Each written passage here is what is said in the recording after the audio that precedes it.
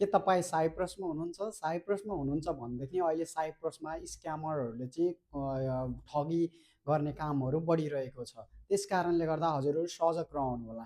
योभन्दा अगाडि तपाईँहरूलाई पुलिस भनेर चाहिँ तपाईँको कल गरेर तपाईँको पासपोर्टको डिटेल माग्ने, ओटिपी कोडहरू माग्ने, ओटिपी कोड मागिसकेपछि तपाईँको खातामा रहेको रकम चाहिँ निकाल्ने कामहरू भइरहेको छ र हामीलाई धेरैलाई चाहिँ म्यासेज गरेर पठाएर डिटेल पठाएर चाहिँ यस्तै ठगी भयौँ, हामी ठगियौँ स्क्यामरबाट, हामीलाई यसरी पुलिस भनेर कल गरेर ओटिपी मागेर यसरी गर्यो भनेर हामीलाई धेरैजनाले म्यासेज र फोन गरिरहनु भएको थियो। त्यो डिटेल जानकारी दिइरहनु भएको थियो र अहिले भने तपाईँहरूलाई अझ स्क्यामरहरूले फरक ढङ्गले चाहिँ तपाईँहरूलाई ठगी गर्ने कामहरू गरिरहेका छन्। साइप्रसमा तपाईँहरूलाई चाहिँ कुरियर मार्फत चाहिँ तपाईँको सामान आएको छ, गिफ्ट आएको छ भनेर तपाईँहरूलाई अझै फोन गर्ने कामहरू गरिरहेका छन्। त्यस कारणले गर्दाखेरि तपाईँहरूले आफूलाई कुन व्यक्तिले चाहिँ कोरियर गरिदिएको हो भनेर तपाईँहरूले सोध्नुहोला। कुन व्यक्तिको डिटेल के हो, आफन्तको नाम के हो भनेर यकिन गरेर तपाईँहरूले चाहिँ आफ्नो पर्सनल डिटेलहरू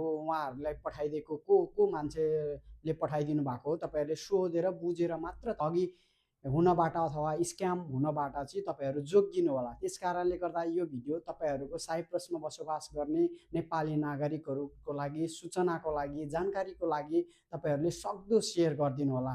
तपाईँहरूले चाहिँ फेसबुकमा हेर्दै हुनुहुन्छ भने तपाईँहरूले चाहिँ सेयर गरिदिनु होला, फलो गरिदिनु होला हाम्रो फेसबुक पेजलाई पनि, र त्यसै गरी टिकटकमा हेर्दै हुनुहुन्छ भने सक्दो रिपोस्ट गरेर, सेयर गरेर साथीहरूमा पछि भिडियोहरू पठाइदिनु होला, ताकि नेपालमा साइप्रसमा बसोबास गर्ने नेपाली नागरिकहरू नठगिउन्। यहाँ तपाईँहरूले हेर्नुहोस् त, धेरै दिदीबहिनीहरूले चाहिँ मलाई कल गर्ने, म्यासेज गर्ने गरिरहनु भएको छ।